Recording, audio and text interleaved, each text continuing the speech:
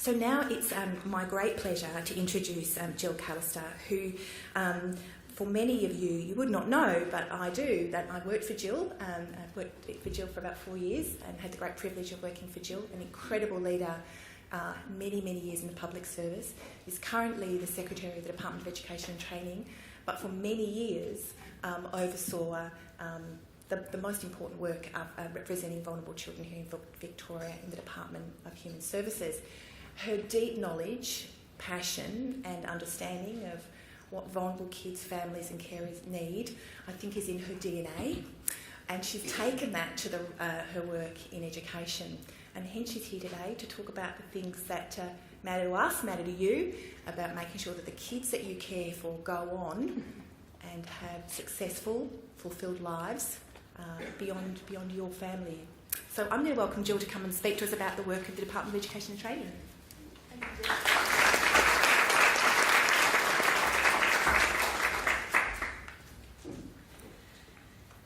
Thank you, Deb, for that very kind introduction. Deb's put in some pretty solid part of her career in this space as well.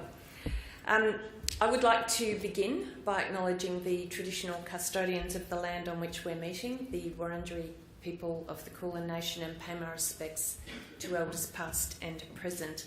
Also pay my respects to any other Aboriginal elders and people who are in attendance today.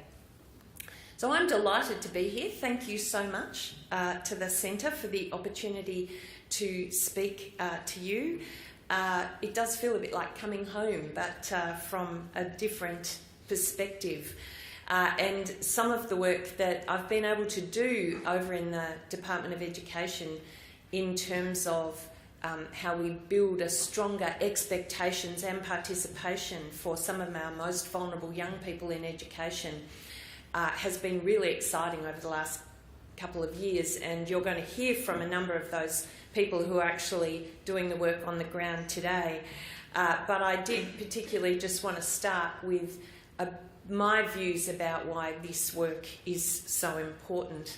And I know there's people here from Human Services, Health and Human Services and Education, people from Navigator and Lookout, principals and teachers, but most importantly, the people that this is really about is about you as carers. So the kinship carers, the foster carers, the permanent carers here in the room, you do an extraordinary job. You do an outstanding job, and the children that you open your homes to and your hearts to and your lives to would not be able to overcome the sorts of challenges that they have had without the support that you offer. So I wanted very clearly up front to acknowledge the extraordinary role that you play, and in many ways you play the leading role in supporting the children and young people in your care to help them hold high aspirations for themselves and inspire them to achieve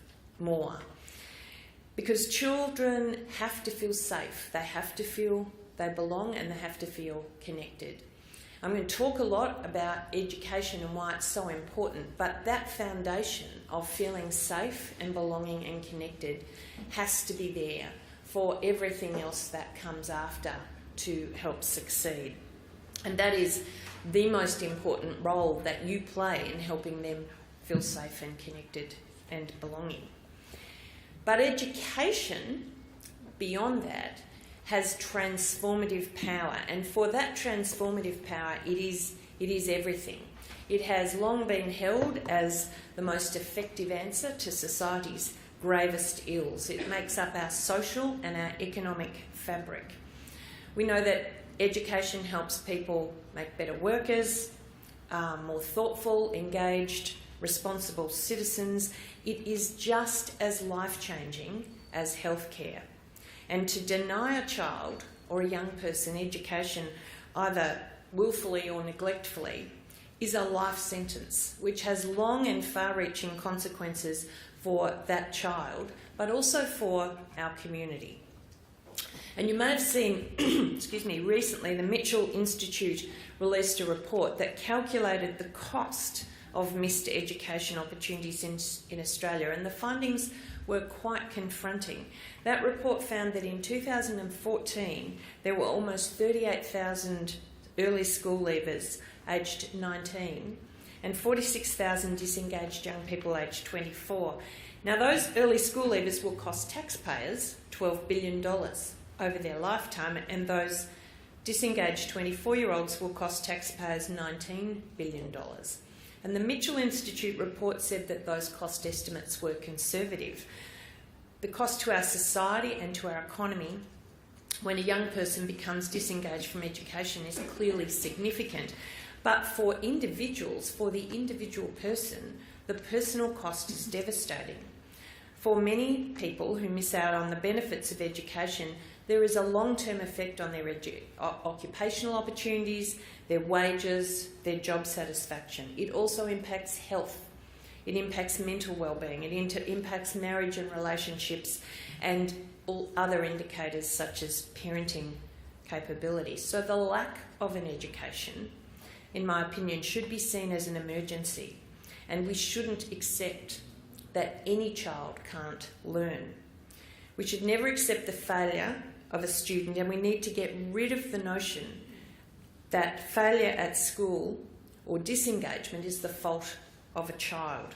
When a doctor gives a patient medicine to cure an illness and it doesn't succeed, they don't blame the patient. They change the treatment, intent on finding one that works. And we simply have to do better at seeing the critical urgency and vital importance of education to a young person's entire life and not accept failure.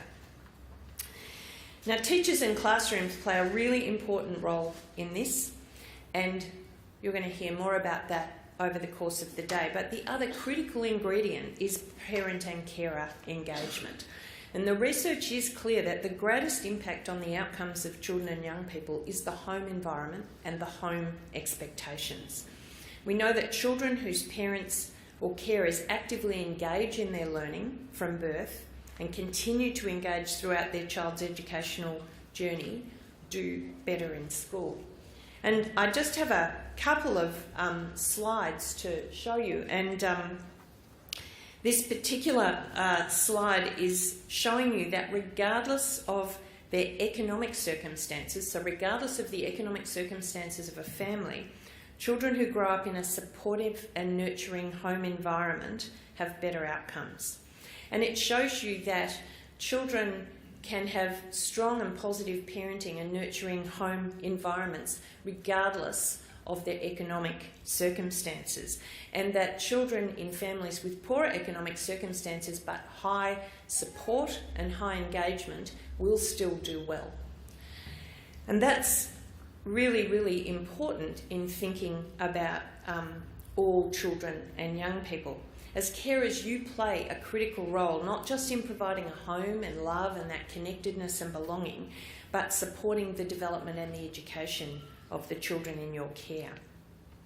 And I know that many of those children are vulnerable and disadvantaged. Some of them have very complex needs, and some of them will have a range of emotional and other experiences that are quite significant for them to contend with from an early age. But too often, our children are defined by those experiences, and they're defined by the behaviours that sometimes result from those experiences. And we have to be really careful, I think, about how we view these children. We can't just see them as needing to be treated or fixed or dealt with somewhere else and then returned or engaged with education.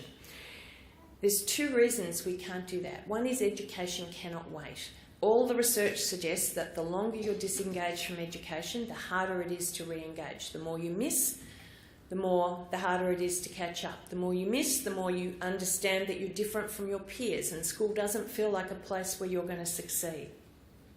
And the second reason is that education is an intervention in itself. It is not something for kids once they're all happy and healthy and all is going well. Education is an intervention of structure, of engagement, of relationship building, of building friendships, of starting to use your brain, of building cognition. You'll get much better from the principals you hear from today about that and the teachers, but it is an intervention in itself, and we have to combine that notion of urgency with that notion of it as an intervention with all the other things happening in case plans and support to understand just how important it is. And picking up on Deb's theme about aspirations, I always find it amazing that I'm quoting George W. Bush, but nevertheless, there's a speech that George W. Bush gave back in 2000 to the National Association for the Advancement of Coloured People, where he talked about the soft bigotry of low expectations. And he talked about, as a society, we can lower our expectations of people sometimes on the basis of race or postcode or behaviour or circumstance. And sometimes that happens in school, and I have seen that happen with our children in out-of-home care. Sometimes even in our own helpful social service environments, we can prioritise a range of other services and see education as something that can be put off to the future. And we know that some of these children, some of our children in out-of-home care, may not be viewed as a top priority sometimes, given the complexity of their situation and the sometimes all too frequent changes to their home environments. But we shouldn't have the restriction of the soft bigotry of low expectations, because to some extent kids live up to or down to the expectations that adults put on them. And I know that you will have high expectations for the children in your care.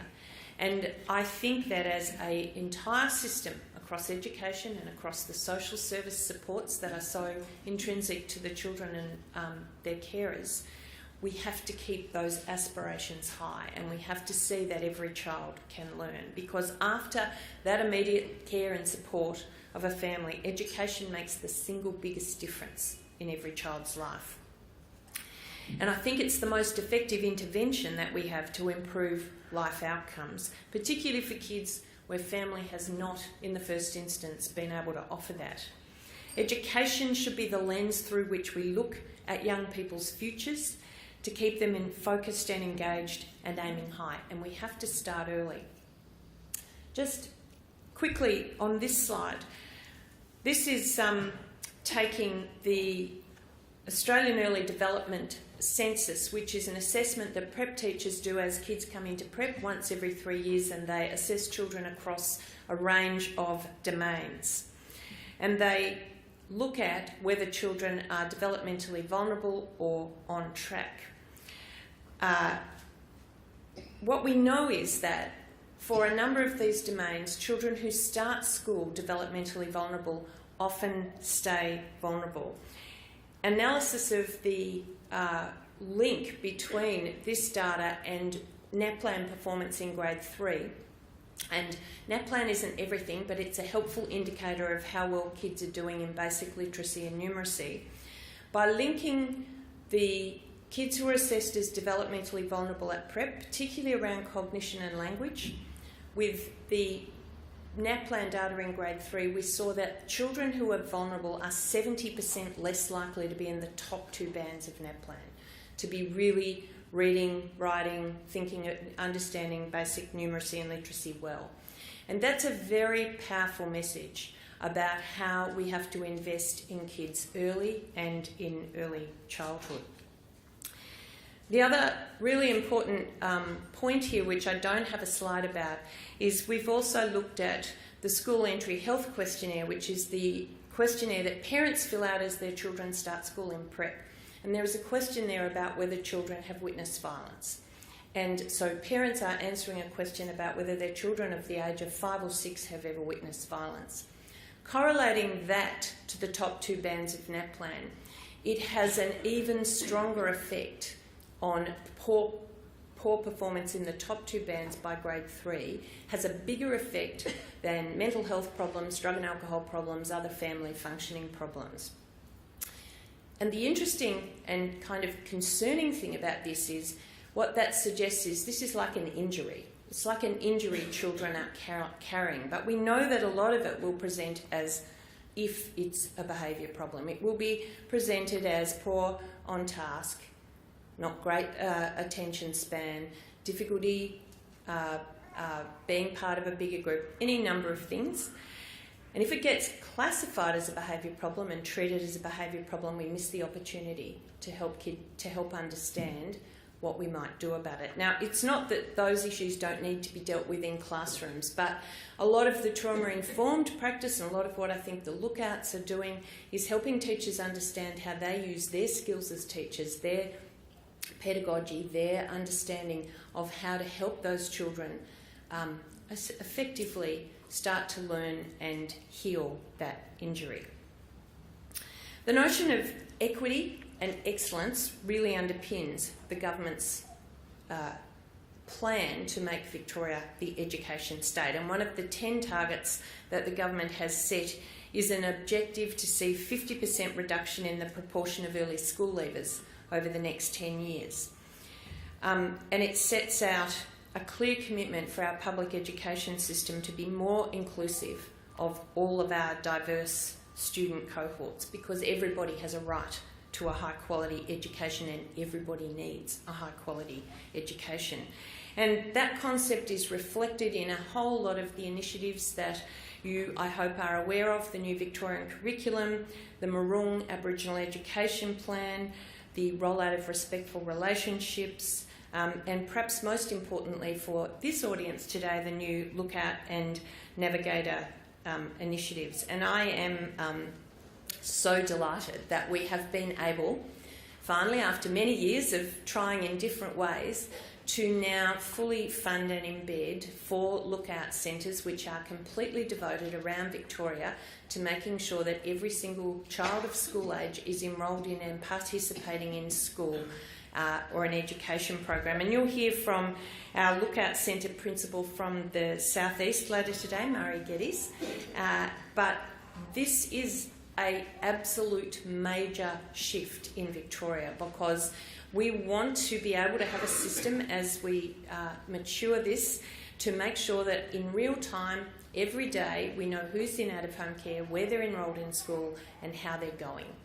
The whole notion is to make sure that every child's participating, they have a plan, they have the support. And what's really important here is we have principals and educators taking responsibility for that. We have resources allowing them to be the ones engaging with you as carers, engaging with your agencies, engaging with the schools around how we help all of these kids participate. And those centres are about lifting the educational outcomes for children and young people in statutory care in Victoria. They have a single and sole purpose. That is the cohort of young people they are there for, because we know how poorly we have done on this over previous decades. And they're working with schools, with child protection, with out-of-home care service providers to really build that team approach and that urgency and that priority of making sure these kids get their education. And currently, one of the features of this is creating designated teachers, creating a network of designated teachers across every school in Victoria, training those designated teachers, of which there are currently over 800 across the state in both government and Catholic schools. And it's our aim that by the end of this year, every school will have an access to a trained designated teacher. And you, as carers, play an important role in this. You play a role at home, and designated teachers help to play this role at school. And combined, we should have a strong support team around young people to keep them engaged in education and at their best chance of success. And of course, that needs to include any other key support counsellors or psychologists or people who are working with young people to help them deal with the issues that they grapple with each and every day. And briefly, the Navigator pilot program, and I see we have people here from there. In a bid to make a difference to the number of students completing Year 12, last year we launched the Navigator program, and while it's in its infancy, we are seeing some really good results. What Navigator does is support disengaged young people aged 12 to 17 to return to education or training, and it's delivered in partnership with community service organisations that provide assertive outreach and wraparound services to young people and their families. And in the first 7 months, the program has supported 270 young people to return to education, and there was an additional $7.8 million to extend this program in this year's budget. Now, all of these initiatives can't happen on their own, but what I'm really proud of is that education is stepping up and saying we have to work with you, and the outcome can't just be more case management and more support. It has to be access to quality education, because that is what will make the longest life difference. And so I think we're working in partnership. I think it's amazing that the Centre have facilitated a day for you on education. I'm really pleased, as I said, to be able to be here at the beginning. I won't be able to stay. But just in closing, I was out at a school in Sunshine yesterday, and I was talking to an assistant principal, and she was talking about some children in out-of-home care in that school. And I asked her, I told her I was speaking at this event, and I asked her, what would you like me to say to carers? What do you need from carers? And she said, we really need to be kept in the loop. We need to be kept up to date. We need to know what's happening for children at home. We need to know if something devastating or difficult, if there's been a difficult access visit, for example, and we can expect some sort of consequences at school. We need to know if there are changes in plans, and we want to be able to feed that back as well. And I thought that wasn't too hard a thing to ask, although communication and exchange of information does often seem to be one of our biggest challenges when there are so many people involved in children's lives and in your lives. But really what she was saying was, we want to be part of the team because we want to keep these children here, and we know that what happens outside school impacts inside school. And so I think that just reinforces how important it is that together we have to work, all of us, to ensure that the children that you are caring for are getting every opportunity to succeed in life, and making sure that that success is centred around education as well as support. Because, to quote George Bush one more time, and he said this in the same speech, he said, to create communities of promise, we must help people build the confidence and faith to achieve their own dreams. And that is the same for all of the children we look after in this system. Thank you.